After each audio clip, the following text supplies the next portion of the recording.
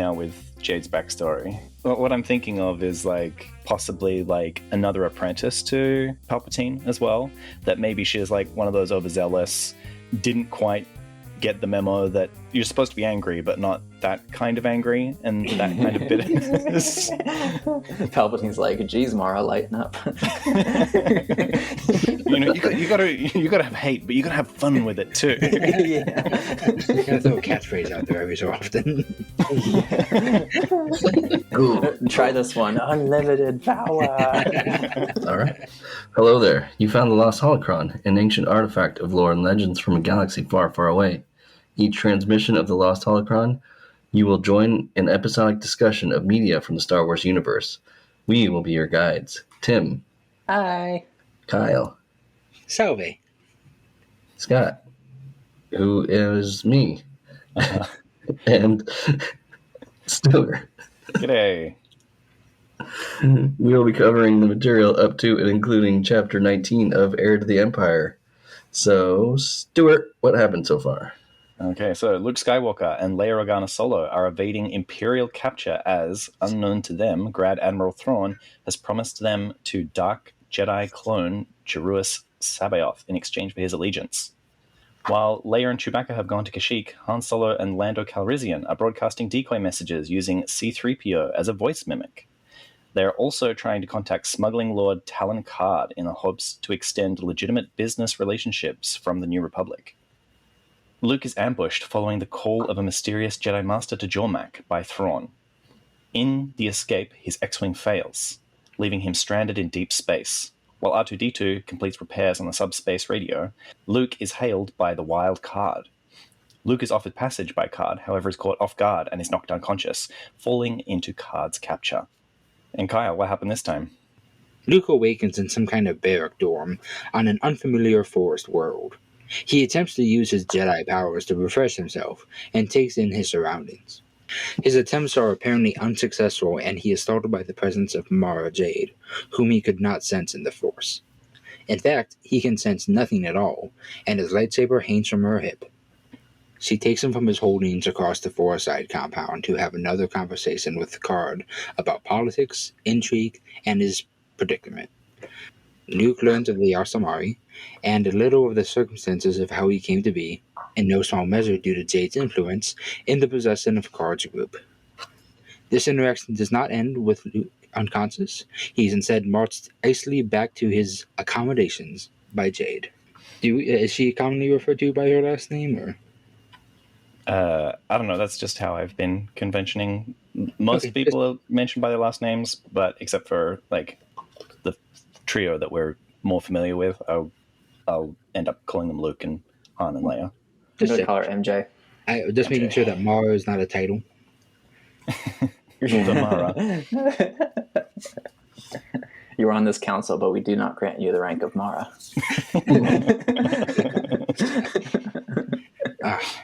What if that's like the Smuggler's Council thing? Uh-huh. Right. Man, I could not stand Mara Jade in this chapter. She was so icy, so bitter, absolutely no communication of why she's mad, just pissed the entire time. That's what I call plot blocking. Can we have conflict? No, because one character just refuses to do anything. He opens his mouth and he just snaps at him. Just snaps at him. Shut up. I don't want to hear from you. I was kind of excited at first, though, because I was like, oh, can she like dampen force abilities? That's really cool. And then I was like, oh, wait, space lizards. It's something less. It's something lamer. We'll get back to those lizards in a second. But I did for a second. She did make a comment where she's like, not so impressive with those powers, aren't you? And I was like, oh, is he jealous of his Jedi powers? But then I remembered I got spoiled that.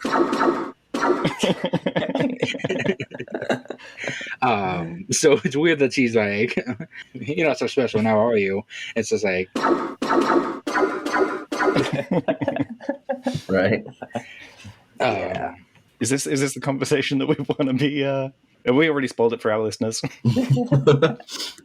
Scott told me. Scott mentioned it during one of the previous episodes. I told everybody a bunch of things. Scott's the Tom Holland of the group. I will instead talk about, I thought this planet, there was like, oh, you can go to this planet and you can go to the right area and find a Yassalamari. But no, they're everywhere. Like, Luke looked out the window and saw 3 of them. Right. Yeah. This is an invasive species, apparently. Not localized to any particular area, just this planet in particular. Uh-huh. They're like rats. Mara Jade even said, like, good luck if you get outside. They're everywhere. Yeah. Well, Karrde even kind of tells them that. How do you say it? The Vonskas?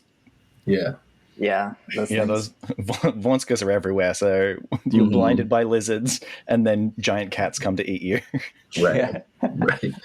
Yeah, I like how he was like, and the ones out there are less domesticated than the ones that that he's got, or I forgot exactly how he said it, but I liked the way he said it. Yeah. Yeah. They don't have the benefit of modern domestication. Yeah, that's what it was. Yeah, he's like, oh, these ones are more domesticated. How long have they had them for? I thought they just got these guys. The Vonskas, the two pets he's got? Yeah. No, he's had them since the beginning of the book. Right. Yeah, so How long have I confused about when the beginning of the book was? well, it seems like they've been his pets forever. Right. But, I mean, Oh. I feel like it's one of those instances of Vonskas. like he went out there, got some like puppies, and Oh, brought them okay. home, and he's raised them with quote unquote modern domestication techniques, which Right. These things have to be genetically predisposed to like imprinting on him or something like that in order for this to actually Is this work. Twilight? No. We're gonna start Not like Twilight. No, it's just No, I mean like ducks. it's where Twilight got it from. So that they follow him as like the cub leader or something like that. Nice.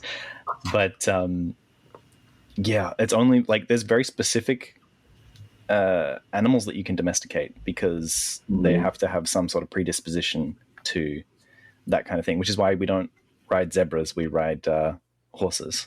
Mm-hmm. Man, I would love to ride a zebra though. That'd be so stylish. Uh-huh. we can paint you a horse if you want to. It's not the same. My sister's got 2. We can paint one of those. It's not the same. You'll know in your heart of hearts that it's not really a zebra.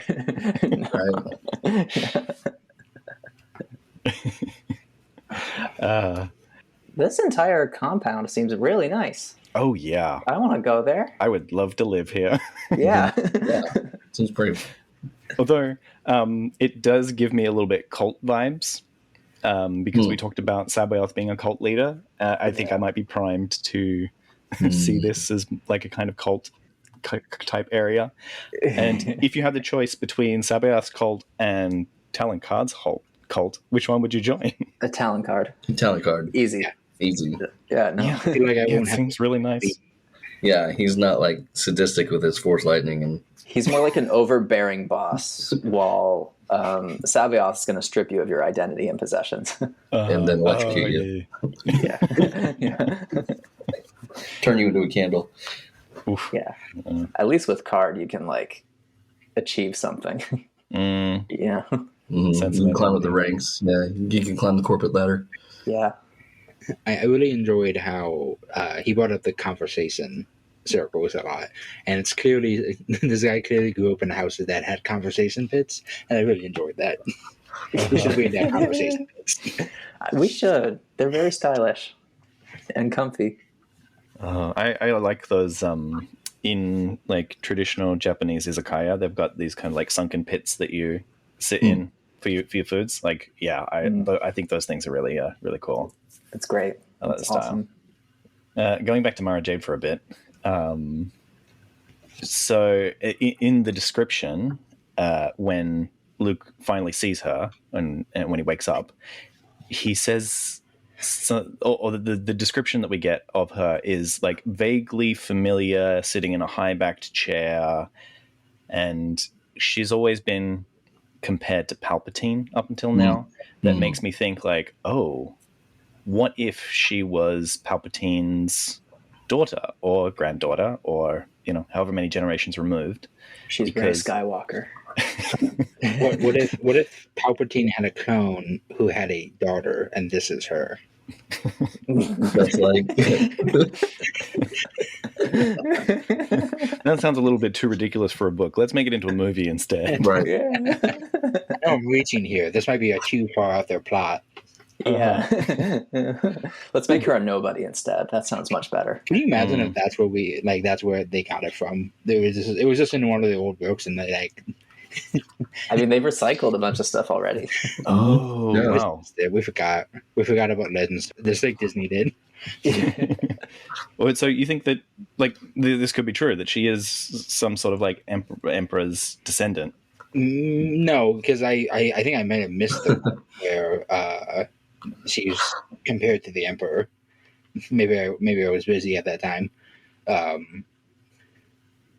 But I mean, she seems like she just is always pissed. And I believe he said that her blaster looked menacing. Mm-hmm. Yeah. Yeah. So I do want to see what that looks like. Yeah, I want to see that blaster design. Mm-hmm. Although the forearm holster seems really uncomfortable to me. Yeah. Yeah. Yeah. I It don't would have know. to be a pretty small blaster. Yeah. Right, like a holdout blaster or something. Yeah.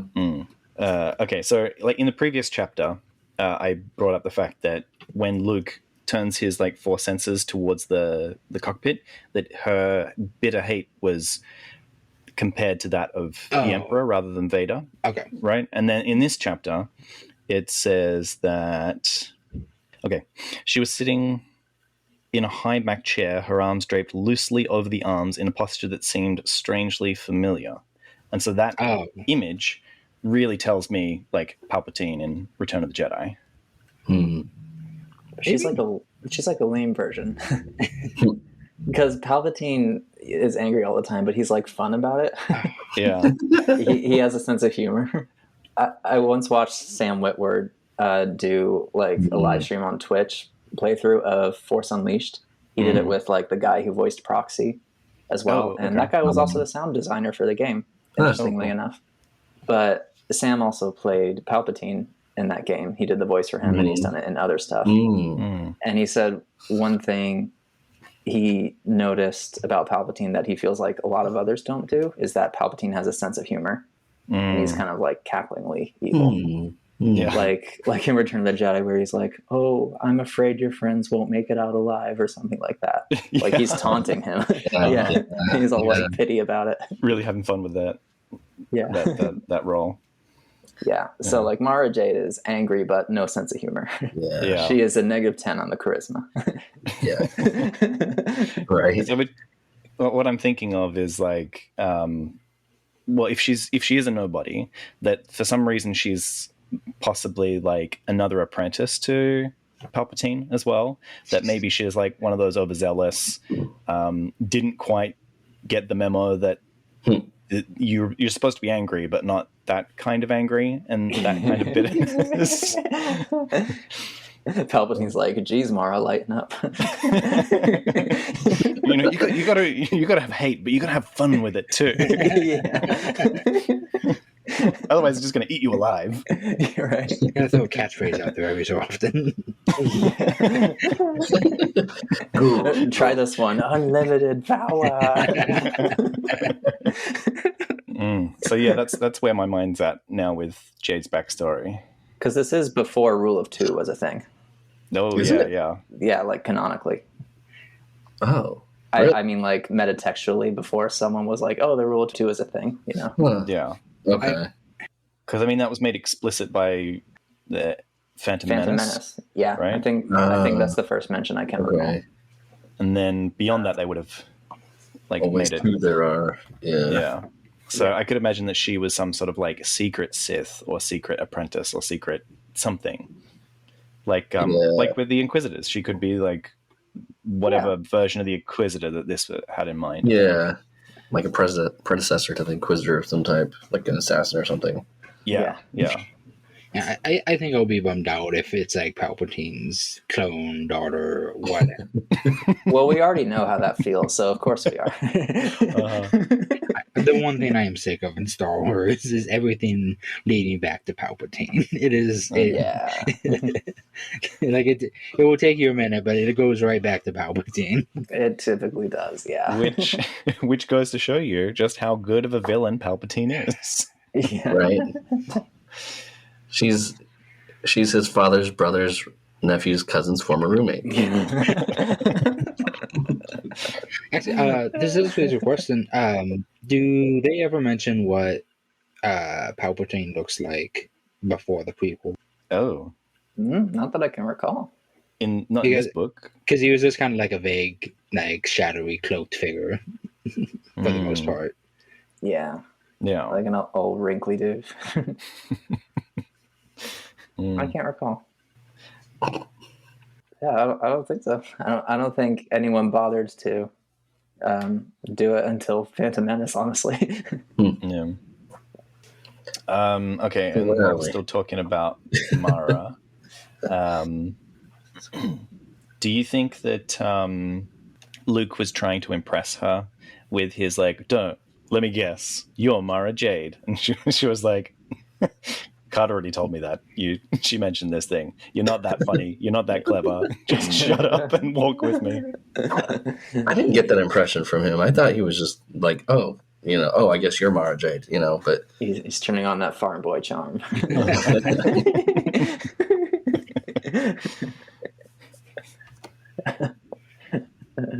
Hey, Mara, want to take a ride in my tractor? My T-16, you want to blast some womp rats? You want to go to Tachi Station? You can get a hell of an education down there. Oh yeah, I live with my aunt and uncle. Used to. Yeah.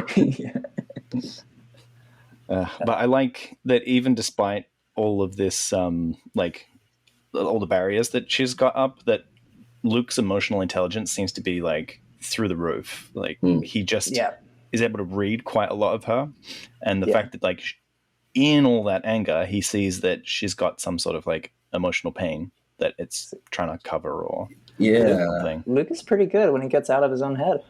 Right. Yeah. And I mean, it comes back to what we said right at the very beginning of the book. Tim, you mentioned like what people get wrong about Luke is that he's kind of like a bit uncentered almost. Yeah. And I said that he makes a lot of emotional decisions, and as we said in like the previous year, their intelligence is not very high, but their emotional intelligence seems to be, really where it's at. Yeah, no, I've never really like vibed that much with what Luke became in the EU, where he's kind of like Jesus, basically. Just like super perfect and kind and always forgiving of everyone. That never really felt like Luke to me, even after Vader, because I mean, I look at that and I'm like, Vader's his dad. Of course he's gonna go to bat for him, Yeah. So how does he describe Mara Jade's blaster again? Like, it was like small and super menacing. Yeah, there was a few different descriptions that was talking about how it was tiny or small or compact, and then I was thinking of like really scary.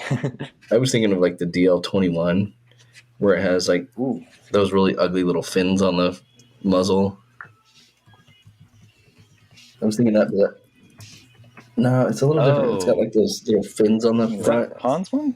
The muzzle, like the flash hider's supposed to have. Interesting. Like Han's is nice and round and it looks good. Yeah. Seems a bit too big, but yeah, that looks a little difficult to put in a wrist holster. But maybe it has a similar muzzle. Yeah, maybe. Whatever it is, it's ugly and menacing looking. I mean, I don't know how you make a blaster more menacing. Yeah, because it's like you can smack somebody with it and cut their face. Oh, yeah, a little bit sharp or jagged, or right. It's a gun knife. It looks like the end of like a lawn dart or something, like the fin end of it. Oof. The back end. So when you're out of ammo, you can just throw it. Yeah, you like pull the muzzle off and just throw it. Yeah. Anything about We're ready to move on from Jade now. Yeah, I want to see more from her, and Yeah. I mean like her actually participating in storytelling. Yeah. Yeah, Less of that plot blocking. yeah, you can only sustain that anger for so long and make it still interesting. Yeah. Yeah, I mean, to be fair, this is like this third chapter that she's actually made an appearance in that wasn't just a voice. Fourth, maybe. Yeah. So she's had Yeah. 4 appearances, and 4 appearances of nothing. we want a little bit more, a little bit like not Yeah, cracking, I mean the source but, of her anger is here. She should be doing something. Yeah. Like expressing something about it, but she's still not. Yeah. Yeah. Well, she did say she wanted to blast him in the face, So blast him in the face. Do something, you know. Hopefully she'll calm down. We'll get some story out of her soon. Yeah, hopefully. Maybe. She's spreading her anger onto me. I'm so angry that she is angry. We're angry that we don't know why she's angry. Yeah. Oh. I was trying to find what Palpatine was supposed to look like in Legends. But apparently they wanted him to look like Nixon. They wanted who to look like Nixon? Palpatine to look like Richard Nixon. Okay. That totally tracks. That completely tracks. Because we've talked before about how the Vietnam War was an inspiration for like Rebels versus Empire in Star Wars. So of course Palpatine is Nixon. Oh yeah, with comments like unlimited power and I'm not a crook. Right. Yeah. Classic line. Yeah, that's a 1-to-1 correlation right there. Yeah. Death Star Gate. Uh-huh. I love democracy. Oh, I could totally see Nixon saying that. Yeah. Uh-huh. I feel like everything in this chapter was between Luke and Karrde was very casual while threatening. Yeah, it did toe that line pretty well. Mm-hmm. What did you like about it, Kyle? Was there a particular moment that you felt making that stand out? Just the entire conversation. They're like, "We're gonna kill you, or we're gonna let you go. We're not really sure." And he's just like, "What if you let me go? I don't know. Maybe you could. We could just forget this all happened." He's like, "I don't know. Maybe." Yeah, he does seem very casual about whatever option it ends up being. He doesn't seem particularly invested in, like, oh yeah, it's going to make complications for business, but yeah, I would like to be in the good graces of the government that ends up being in power in the end, but I don't want to get an orbital bomb between now and 20 years from now. Right. So. Yeah. Yeah. No. He's really just playing both sides, but he doesn't know which side's winning. Yeah. Well, that's the problem, is that the side that's winning, the side that's going to punch him in the face right now is not the side that's going to help him in 10 years, 20 years. I came to really like his character in this chapter. Me too. Yeah. I like that he was he was very hospitable, but he was very like, you are our prisoner. Yeah. No, he's controlling outcomes Mm-hmm. basically. And while you are in his grasp, he doesn't really care what you do. Yeah. Just as long as he has you. Mm-hmm. When he was first introduced, we asked on a scale of Lando to Han, which one is he? And like, he's definitely Lando. Yeah. Yeah. No, I feel like anyone who's closer to the Han scale would not be like a very successful businessman. No. Yeah. Right. Just a good survivor. Yeah. I wonder what would happen if him and Lando actually meet up at all. I think I'd like to see that interaction. That would be pretty cool. Who's going to outcharm? Who's going to outcharm? Yeah. Who is the better host? Lando. It's Lando. We know it. It's Lando. But you could see them passively aggressively trying to out-host each other with like, oh, would you like a martini? Oh, I've got this and my minibar is over here. Oh, well, mine's built into the floor. I've got this piping hot chocolate here for you. Well, mine has a cool 45. Can I offer you a lizard?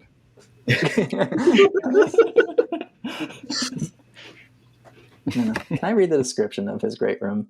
It sounds amazing. Please. The room was large and spacious, its high ceiling translucent and crisscrossed by a webwork of carved rafters. The walls were composed of a dark brown wood, much of it elaborately open mesh carved, with a deep blue light glowing through the interstices. Other luxuries were scattered sparingly about. A small sculpture here, an unrecognizable alien artifact there.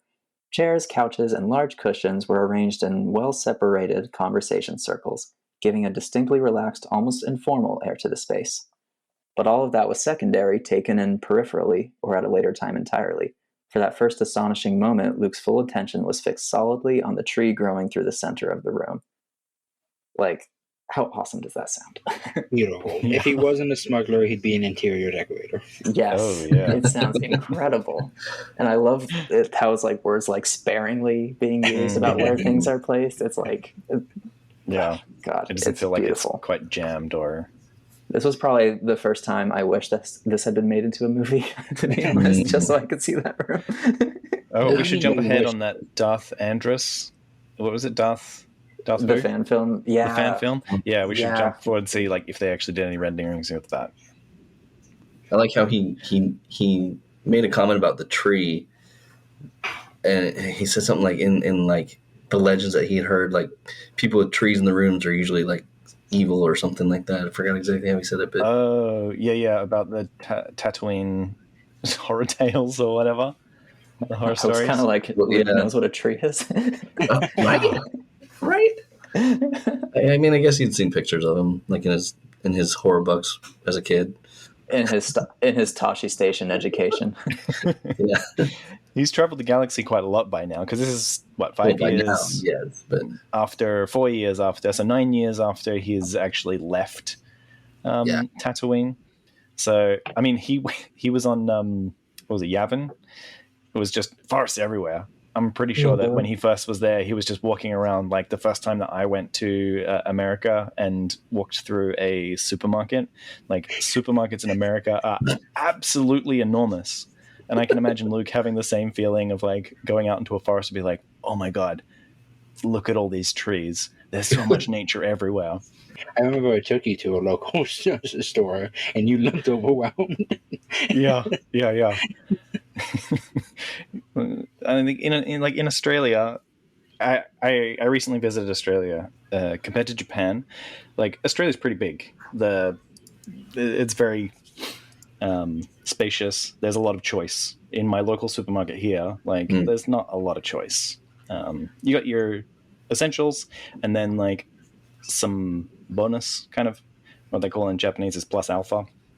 But like it's not like lavish. Like in America, you get a whole aisle that is like 50 meters long of just bread, and like in Australia, you get maybe 10 meters of bread.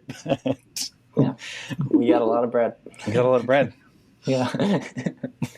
Now, Stuart, as an American, what is a meter? It's 3.3 feet. Roughly. Thank you for the fact I was joking. we'll use anything to measure except for the metric system.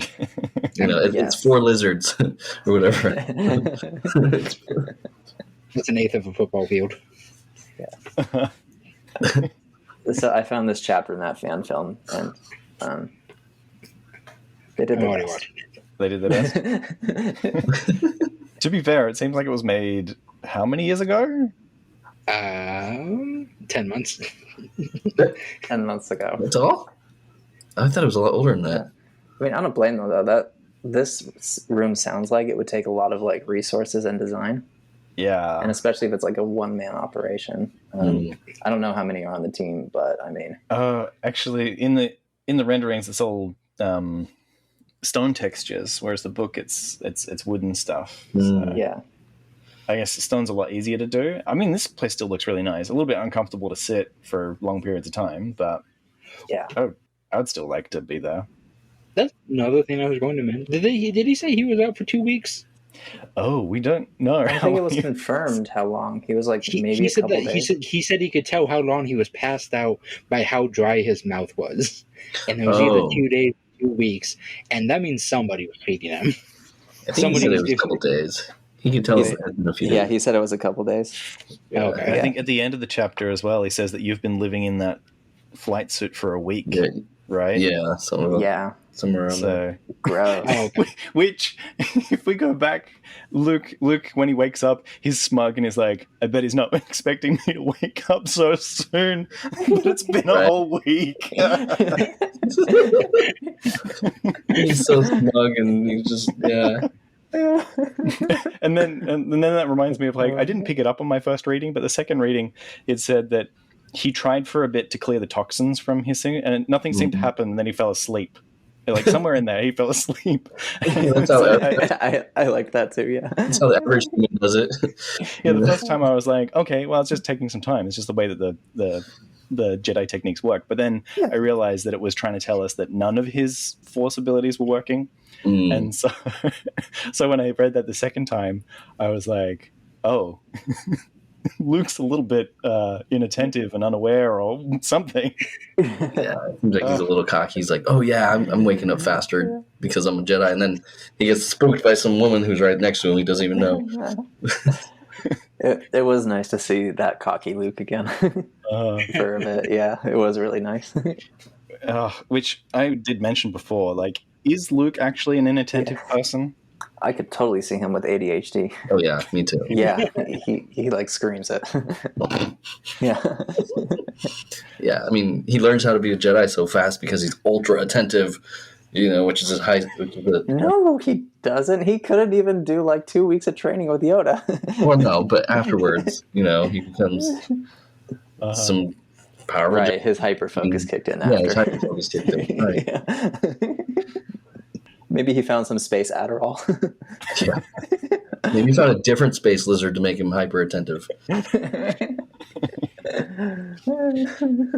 Is this where all those space ADHD medications are going? Is that where there's a shortage? Mm-hmm. Yeah, space Adderall. Yeah. So yes, ADHD Luke. ADHD Luke. Hyper focused. Which reminds me of, like, when he came in, and like the only thing that he noticed was the tree out of like all this gorgeous room. He's just focused on the tree.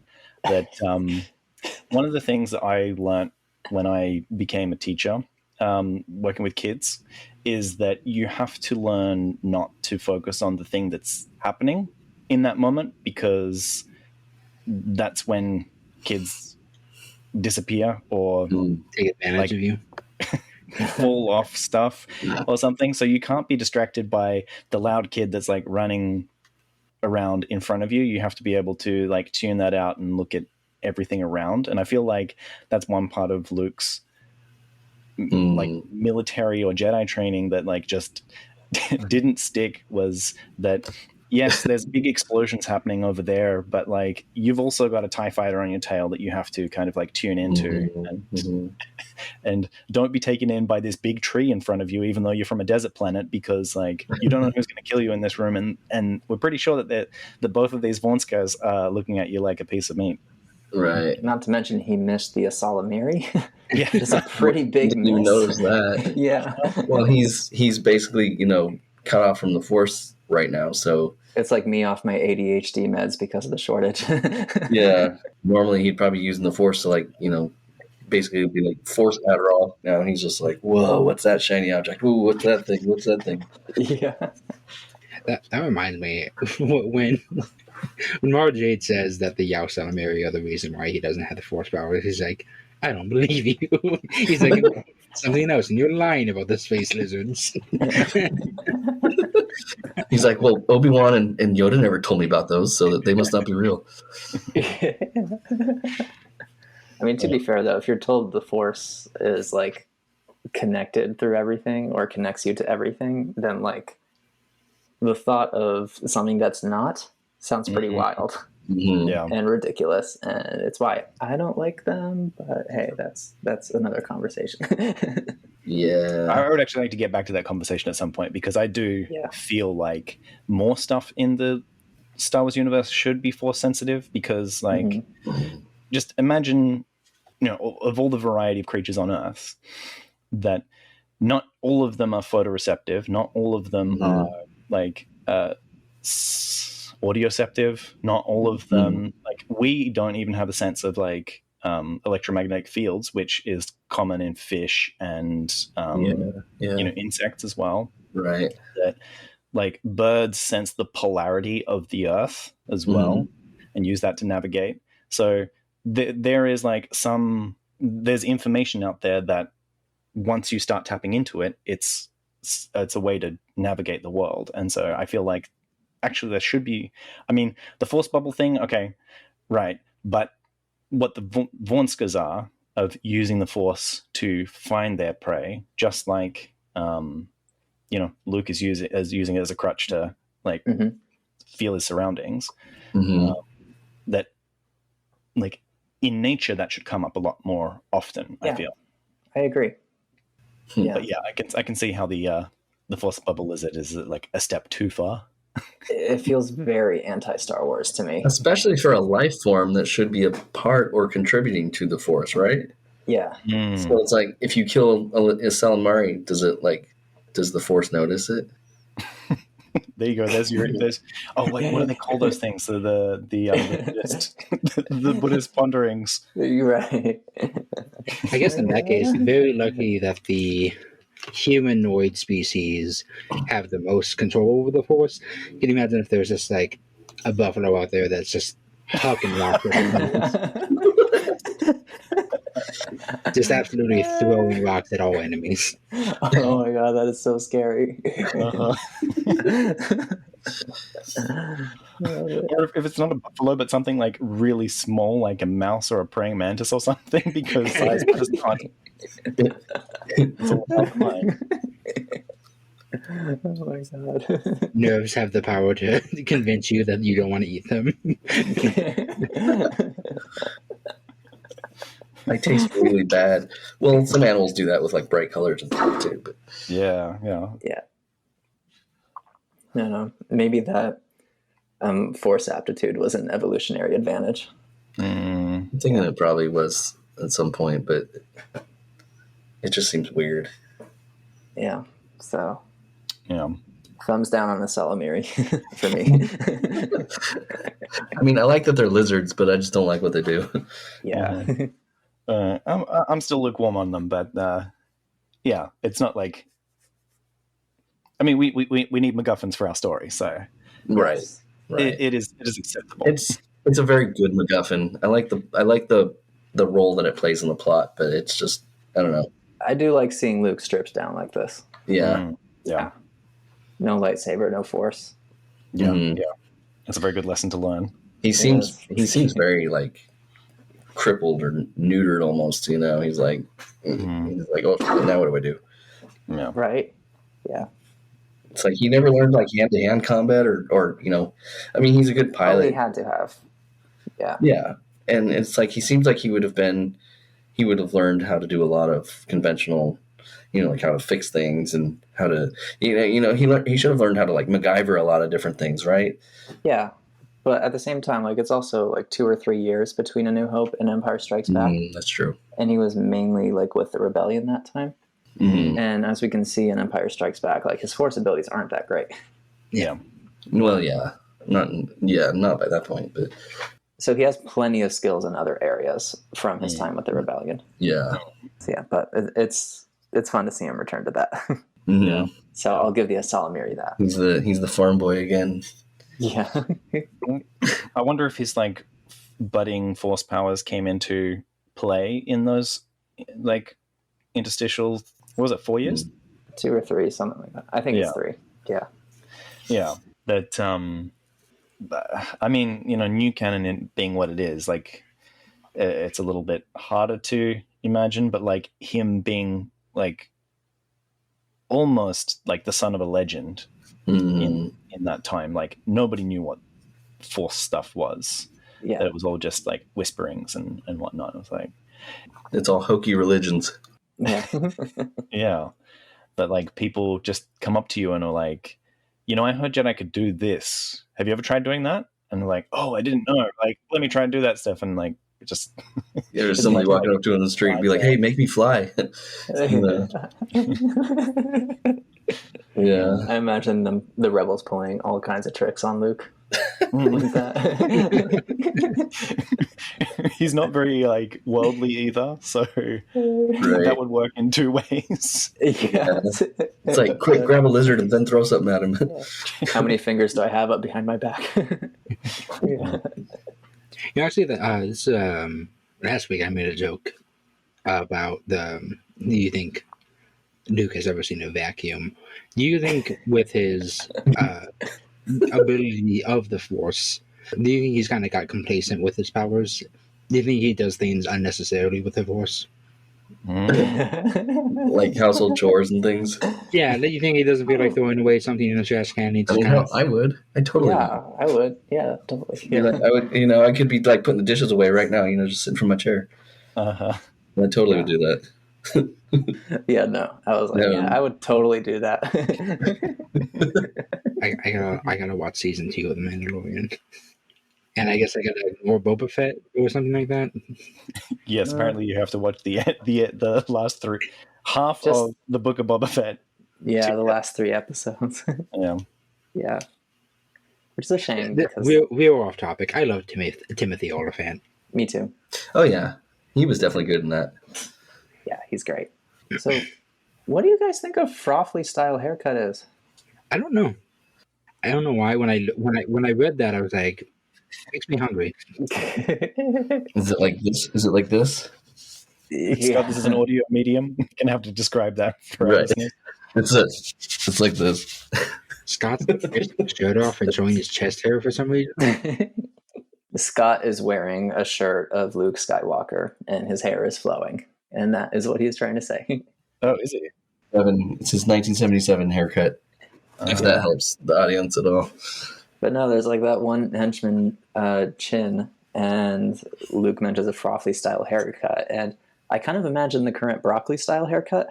To be honest, Broccoli? Oh, yeah. I don't know the broccoli cut. Broccoli? Have you heard of this? Like the vegetables? Let me find an image. I don't know if this is a calf-esque thing where it's like, oh, it's Star Wars, or if this is a 90 reference that I'm forgetting. So the broccoli haircut is like clipped sides with perm, like a perm at the top. So it's got curly hair at the top, and the sides are shaved. Guys, we're all wrong. Frothlies are a species in Star Wars. Oh, okay. So we have no clue then. So it's like their style of haircut, I guess.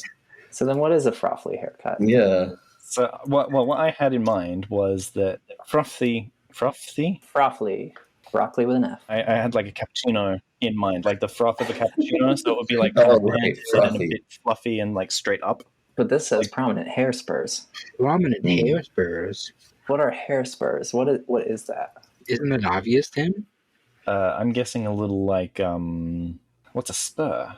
I like how there's no images for this. No, there aren't. I have no clue what this is. A device with a small spike or spiked wheel that is worn on a rider's heel. Oh, the spur? Yeah, like a heel spur? No, Oh, So yeah, they yeah. just have like star shapes all over their head?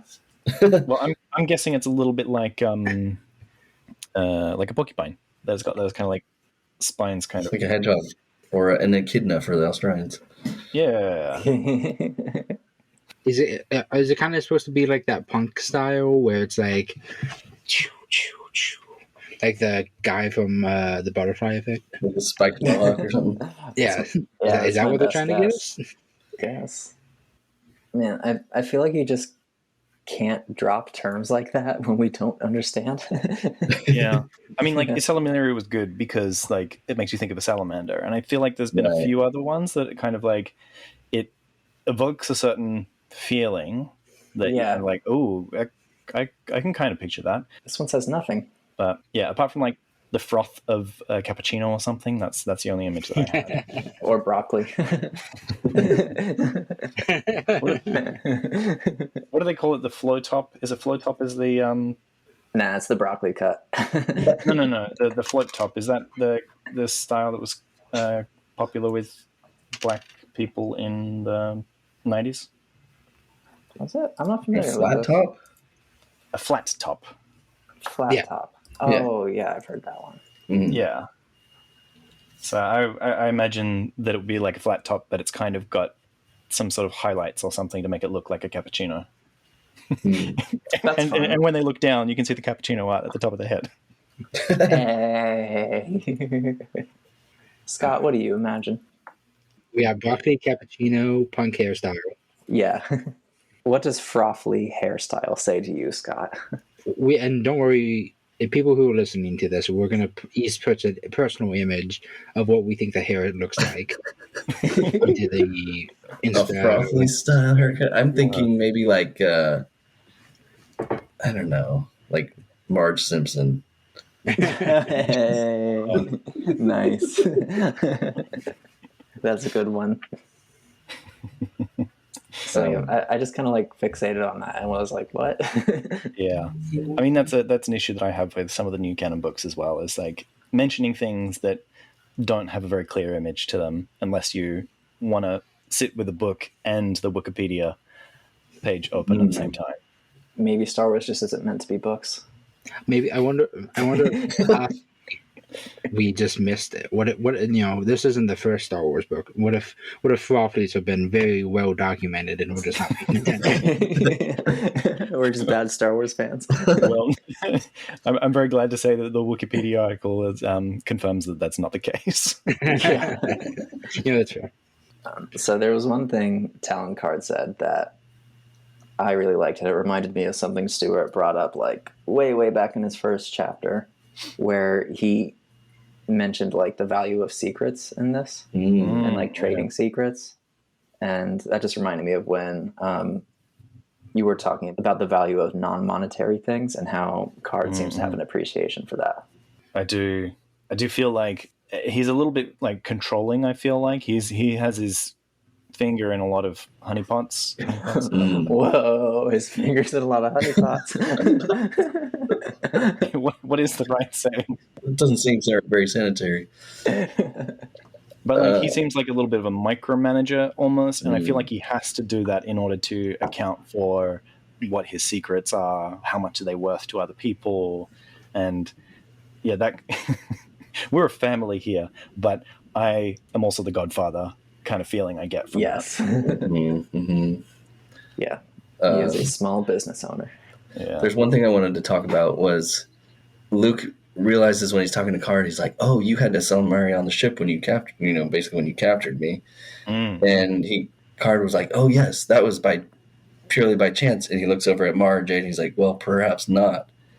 So I'm getting so many different mixed messages, but I'm starting to hint towards him having a better idea of who she actually was. Of her potential past. Yeah. Yeah, I did notice it was a bit weird how he said that she like told us to stop here and you were there, basically. She pulled him out of hyperspace. Yeah. Was it like a routine thing? It's something that it's possibly a perchance thing, or is it like, yeah, no, it was a little bit unusual that she requested that we do this, but it's like, yeah, okay, we'll stop. Because Karrde has his suspicions about what kind of connection she has to luck. Secrets of that magnitude are worth a great deal of money. Do you have anything of equal trade to trade? And Luke saying, just put it on the bill. Karrde points out, you're very generous with other people's money. Like, oh well, we can double whatever they're offering you. You don't even know what they're offering. Yeah, it just happens to be 30,000, and he's like, "Oh, I didn't know it was that valuable." Sure, after the fact. Yeah, and how does he not know that he is the most valuable person in the galaxy? He is the only candidate for the new space pope, and he is the last of the Jedi. Like, of course, people want to kill him from the Imperial side, and the people want to venerate him on the Republic side, and then anybody in between just wants to find. There is enormous value placed on his head. Just by I think he assumes that Leia is more valuable. Oh, I mean, I didn't consider that. Maybe. Yeah, no, I can see that because she's another space pope candidate. Right, she is, and she's carrying two potential space pope candidates. Yeah, two young popes. Right, but he's the incumbent space pope at the moment. I mean, Leia's the face of the like the leaders right now, clearly. Yeah. And it's. I feel like most people would want her more. But it feels like Luke right now is just kind of the person who goes out and does the dirty work when they need him to. Right. Because he's not there for the. He's not interested in the political stuff. That's not why he's here. Yeah. He's a glorified hitman. Is he a glorified hitman at this point? I mean, basically, I mean, he stepped out of the military, right? Maybe that's why Mara Jade hates him. Speaking of which, I found the part where Karrde mentions how they found him. He said, we were simply returning from a cargo pickup when Mara dropped us out of hyperspace on the spur of the moment to do a nav reading. A spur? What's a spur? How does that become a haircut? On a frothy hairstyle of the moment. Right. A+ callback. Excellent. Yeah. Yeah, it just seems convenient. What does this chapter make you excited for? Oh. That is such a good question. I'm excited to find out more about Mara Jade's past and hopefully find out why she hates Luke so much. Hopefully. And I'm also excited to see if Karrde knows about her past. For me, I feel like the excitement comes from the tension of what they're going to do with Luke at this point. Like I really like Luke's he's wearing as much plot armor as he can. So Yeah. I don't really feel like there's much danger there. So I'm actually really curious about like how is Karrde going to operate, or how is he going to make his decision from this point? The same. That's how I feel too. Mm-hmm. I'm most interested in what Karrde is going to do. Yeah. What about you, Kyle? What do you feel excited for by this chapter? Yeah, I do want to find out more information. I just see what exactly they're planning to do with him, because no one seems 100% sure what they're doing with him. She's going to feed him to the lizards. It is fascinating, and Mara Jade seems to be pushing what is being done a lot. She's making stops happen. She's like making sure things are going down. She's watching him, Luke, sleep, and absolutely despises him, but just won't just kill him. Mm-hmm. Mm-hmm. She could have done it easily at this point, Yeah. but hasn't for some reason. Yeah, I guess that's the thing. Because like she even threatens that like you make one wrong move and I'm just going to put a blaster in your face. And It's like, really? yeah, go ahead, try jump out the window. Like, Yeah. I'm okay, thanks. Yeah. I did really like the little insult she threw out about Mon Mothma. Yeah. Yeah. Yeah, not without Luke and Leia or whatever to hold her hand or whatever. Hold that. Yeah, to hold Mon Mothma's hand. Yeah. I thought that was a fun bit of characterization. Yeah. Yeah.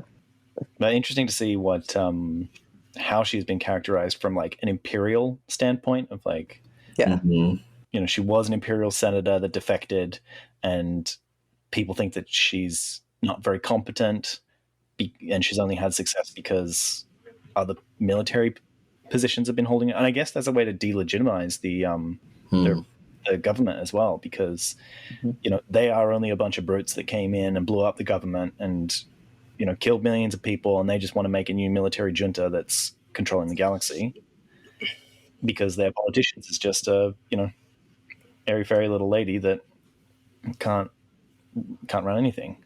Yeah, because after all, the New Republic is just the lesser of two evils to most of the people out there. Yeah, that's a good point.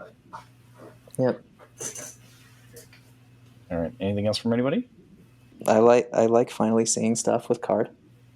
Yeah. I think he's a great character. Yeah. I was a bit worried he wouldn't be able to separate himself from Lando and Han, but I feel like this chapter really solidified him as a pretty unique presence. Yeah. I'm feeling kind of a happy medium. I feel more like, Lando is like charming, so Lando has heart, and Talon is still very inviting and charming, but he's more cold about how he sees things. Yeah, he feels like he uses his charm to like strategically. Yeah. Like, Lando makes friendships, and Karrde uses relationships. Mm-hmm. Yeah. Ooh, nice. Mm-hmm. Yeah. I like him quite a bit. And I'm looking forward to him actually participating in the story now. Yeah, same here. Yeah. I'm excited to see what I think in the next chapter we're probably going to be going back to Han and Lando, but I'm excited to see what we come back to in this. Yeah, it'll be about time for them to re-enter the story. All right. This has been The Lost Holocron. You can find transcripts, links to discussions, and more at our website, lostholocron.com.